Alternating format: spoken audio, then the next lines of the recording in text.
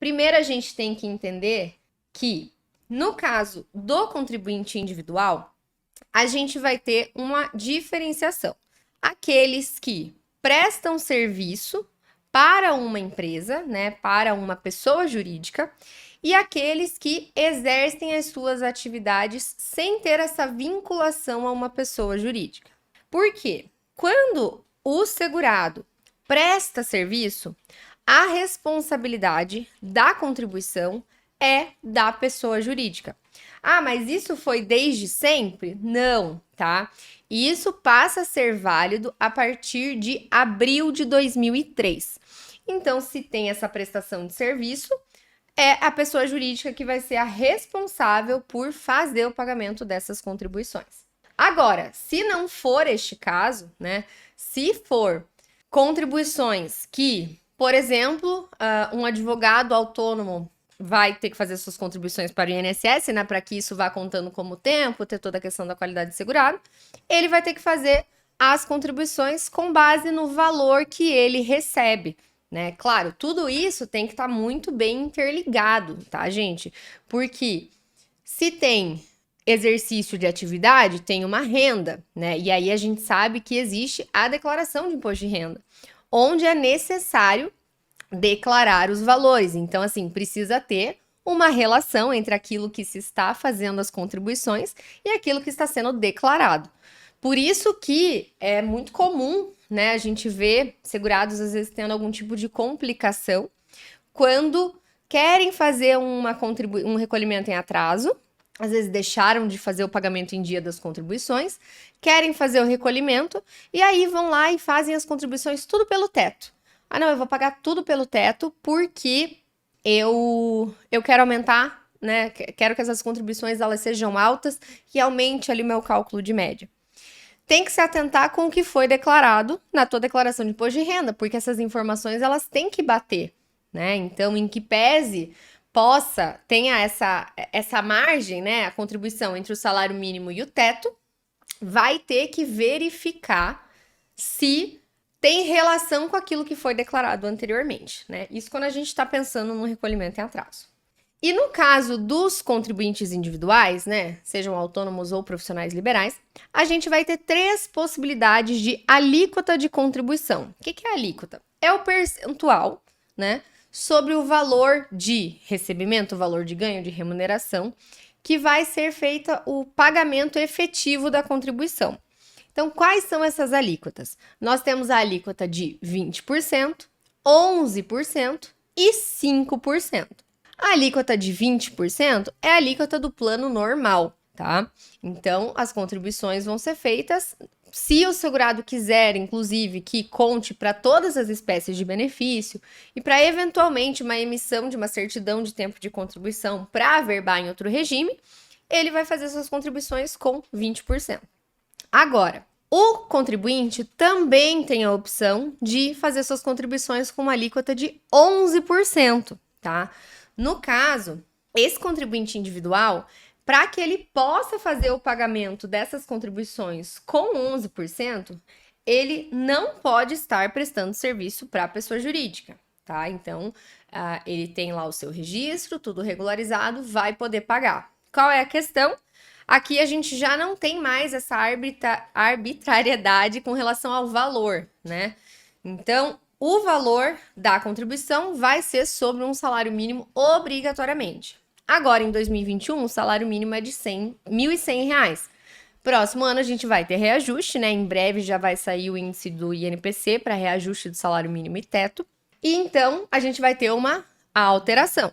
Mas hoje o valor é de 11%. E, por fim, nós temos a alíquota de 5%, tá? Mas essa alíquota, ela é ainda mais específica, porque ela é destinada ao microempreendedor individual, o MEI, que também é um tipo de contribuinte individual. Aqui, novamente, essa contribuição, ela vai ser exclusivamente sobre um salário mínimo, né, os 5% do mínimo, e a partir do momento que o segurado fizer a contribuição com 5%, esses períodos vão contar apenas para aposentadoria por idade, tá? Outros benefícios previdenciários também têm direito, mas não pode considerar para uma aposentadoria por tempo de contribuição. E aí vem o questionamento, né?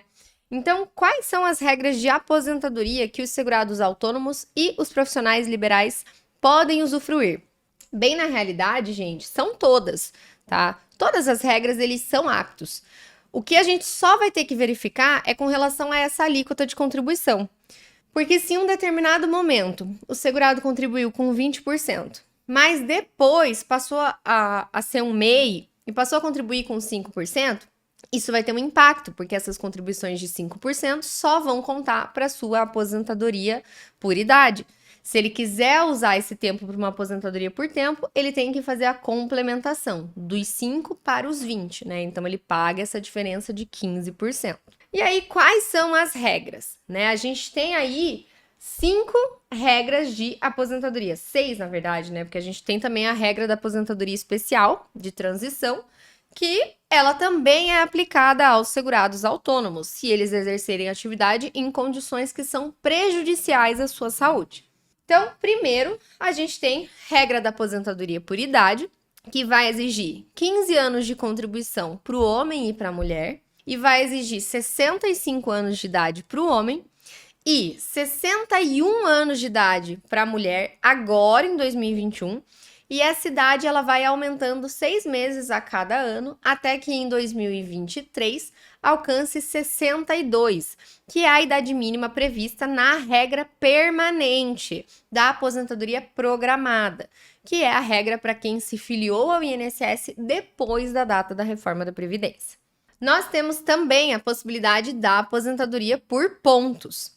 Essa regra ela vai exigir do homem 35 anos de contribuição, da mulher 30 anos de contribuição. E nós teremos também o requisito da pontuação.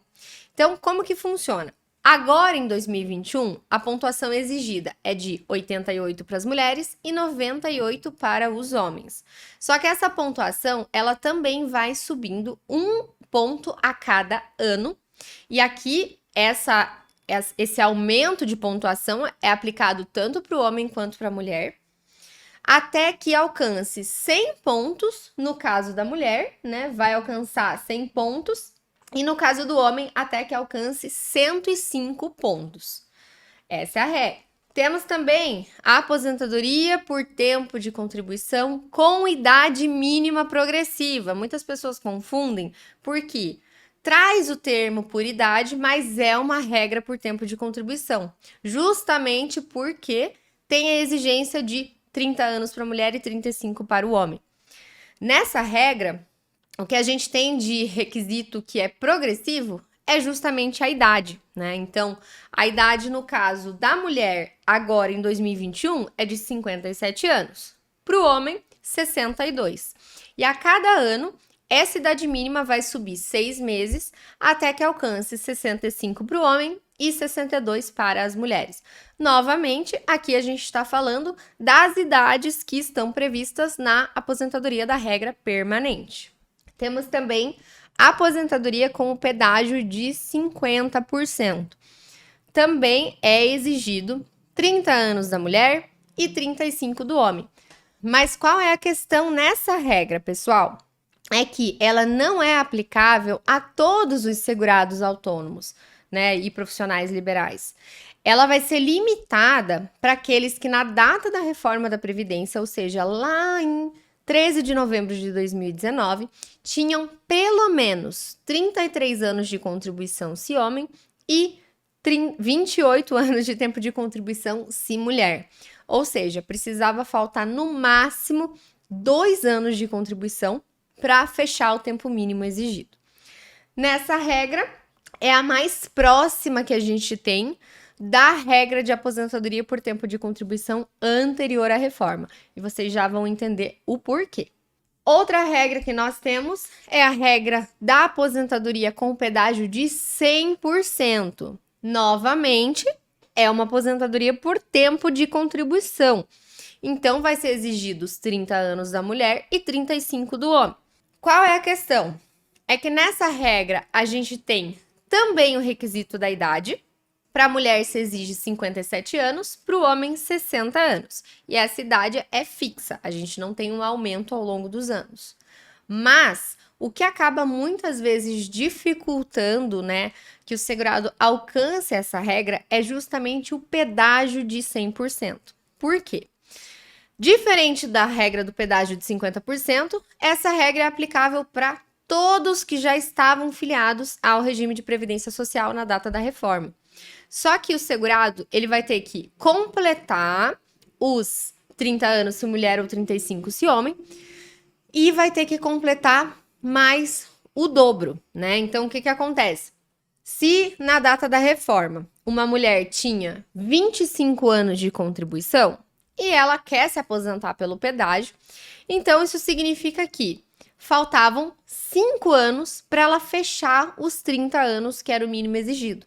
Se ela quiser se aposentar pela regra do pedágio de 100%, que acaba sendo uma regra que brilha aos olhos dos segurados, porque é a única que tem o benefício integral, né? Similar ao que acontecia, por exemplo, com a aposentadoria por pontos antes da reforma. Ela, além de ter que completar no mínimo 57 anos, ela vai precisar de 25 anos ter 35, porque ela tem que pagar, né, trabalhar ou contribuir esses 5 anos para fechar os 30 anos e contribuir mais 5, né? Então, mas e se alguém que faltava 10 anos para fechar o tempo mínimo? Então, vai precisar de 20 anos, né? Por isso que a gente fala, é o dobro do que faltava. Faltava 5, então para fechar o tempo mínimo vai precisar de 10, ok? E por fim, temos também a aposentadoria especial por regra de transição. O que vai acontecer? Essa tem sido uma regra que os segurados estão, assim, levando uma surpresa um pouco negativa, porque a gente teve uma alteração bem significativa, considerando que é uma aposentadoria especial, né? A ideia da aposentadoria especial é que os segurados que ficam expostos às condições que são prejudiciais à sua saúde ou que os expõem a algum risco, que eles tenham a possibilidade de se aposentar um pouco mais cedo do que os demais, justamente pelas condições de trabalho, as condições a que eles ficavam expostos em seus ambientes de trabalho. Só que com a reforma da Previdência, foi incluído, né, um requisito para as aposentadorias especiais. Ou seja, o segurado não mais precisa apenas dos 15 anos de contribuição de atividade especial se insalubridade de grau máximo, 20 anos de atividade especial se insalubridade de grau médio ou 25 anos de insalubridade de grau leve, né, grau mínimo. Agora, além de ter que completar esses anos, 15, 20 ou 25, o segurado também vai precisar completar uma pontuação mínima. E aí, em que pese essa regra não traga uma idade mínima, indiretamente ela vai exigir que o segurado tenha uma idade mais avançada. Então, para aposentadoria com 25 anos, o segurado vai precisar ter 86 pontos. Como que entende essa pontuação? É o somatório entre idade, tempo de contribuição especial e tempo de contribuição comum, se tiver. Para fins de contagem de tempo, aqui o tempo comum não entra, mas o tempo comum ele pode ser aproveitado para somatório de pontos. Agora, se for uma aposentadoria especial que exige 20 anos, né, ou seja, uma nocividade de grau médio, o segurado vai precisar ter 76 pontos. Então, se a gente pega um segurado que tenha né, que tenha 20 anos de atividade especial nessas condições, significa que ele vai ter que ter pelo menos 56 de idade para ele conseguir fechar os 76 pontos. E o segurado que se aposenta pela regra da aposentadoria especial, que exige 15 anos, no caso de uma insalubridade de grau máximo, né? Aqueles mineradores que trabalham em mina subterrânea, por exemplo, eles vão ter que ter 56 pontos. Então, se a gente pega...